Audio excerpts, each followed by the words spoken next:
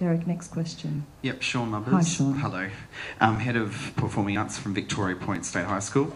I just want to firstly say that as a person who was at the very first ever Arts Alliance meeting many, many years ago, I'm very proud to say that this day is here, that we're actually doing something like this today, because I don't think the original committee ever foresaw that this would be possible. So congratulations to all the associations. I've got two questions, so I'm just going to say Part A and Part B. Part A is, has there, in your, maybe this is an NAAE question, perhaps, I'm not sure. Has there been any money committed from the federal government towards professional associations in terms of professional development money that goes directly, rather than to just the systems, but actually acknowledges that teachers are on the committees and form the backbone of targeted professional development to primary and secondary teachers? Has the federal government actually committed funds at all to all the wonderful people, you know, in this room and beyond that support their associations? So that's my first question. And the second question is, many of us weren't there to hear the discussion or read the feedback from across the nation, in other states too, about how did you come to generating, realising and responding. So has there, maybe let us in on some of the conversations that you've had in shaping the paper to come to those terms. I think they're fine for me personally, but yeah, if you could let us in a little bit on I'm sure there was some interesting discussion. Thanks. Okay, I'll do Part A.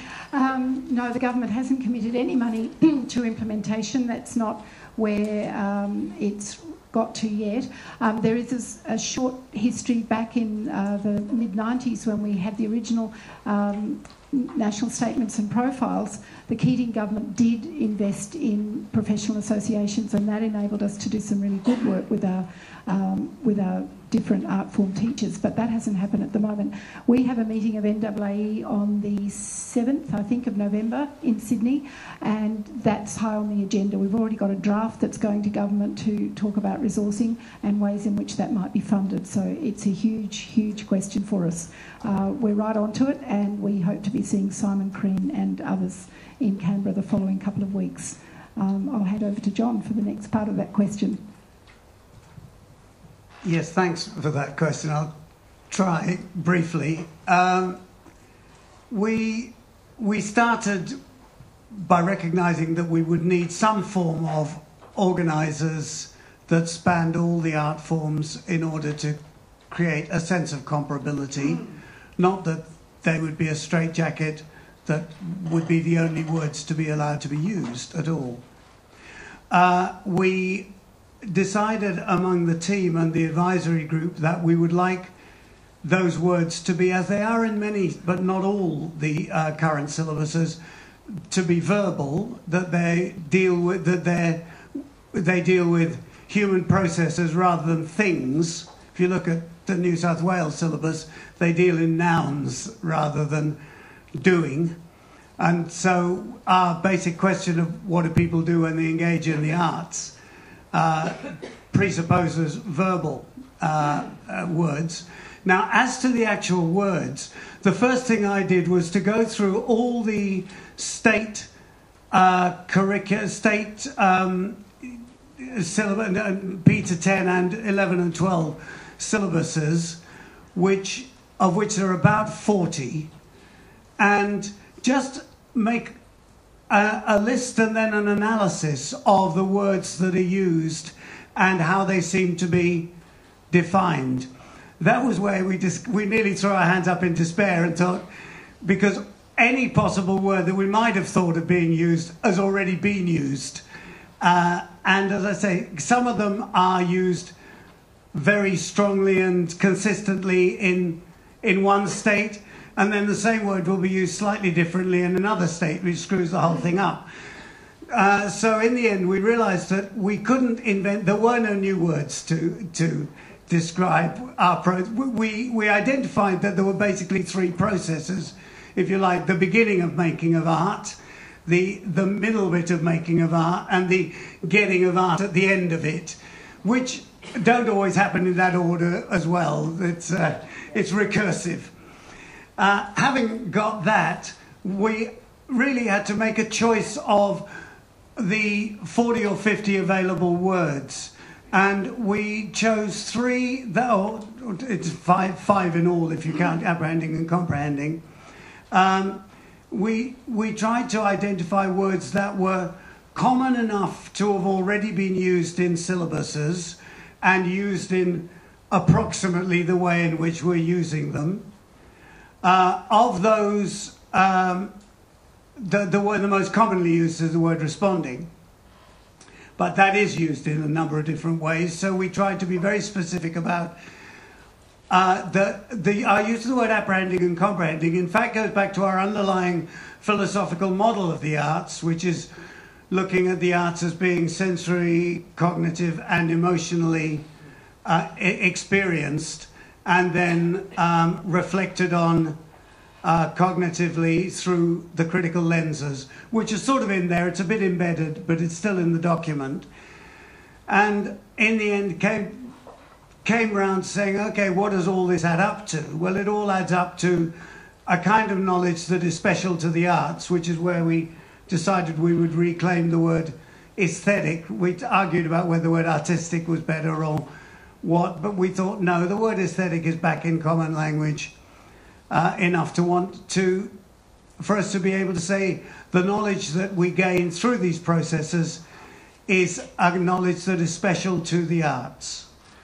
So I don't know if that's been helpful, but in the end it was to some extent a matter of pay your money and take your choice of picking a number of words. But what we have tried to do is define them very exactly in terms of elements, elements, processes, and what each word means to us. Then on page, I think it's page 10 or something, there's a table, which is at the moment a fairly unattractively laid out table, which shows how the arts actually, how the words specific to each art form marry with those generating, realizing, and responding. And we were eventually allowed to keep the Z in realizing, which we thought was probably quite a necessary thing to do. Can I just respond, Joe, to, I think, part A of your question in terms of the associations? And I know that Julie has mentioned our meetings in November coming up soon. To be honest, a couple of years ago, the arts being in phase 2 was a dream, and we got there. And our focus was very much on having our curriculum written. Now the focus for NAAE, and of course by extension the state associations, is appropriate funding to have this thing implemented in the way that it should be. And the second thing, of course, is pre-service education. Those two things are pretty critical. I'd just like to say that in Queensland, our associations aren't supported by the Education Department. That's not the case down south. They get good support. So that's something that Queensland perhaps would like to change as well. I might also make a brief comment about Part A.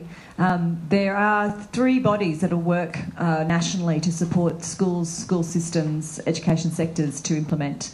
And that's the Educational Services Australia, who are responsible for developing the portal through which the Australian curriculum will be accessed, and all of the online materials that will be attached to content. So the existing Curriculum Corporation materials and any other new materials that will be linked directly to the content as a full digital curriculum. So that group are going to take fairly significant leadership in building resources for all teachers in all schools across Australia for all learning areas.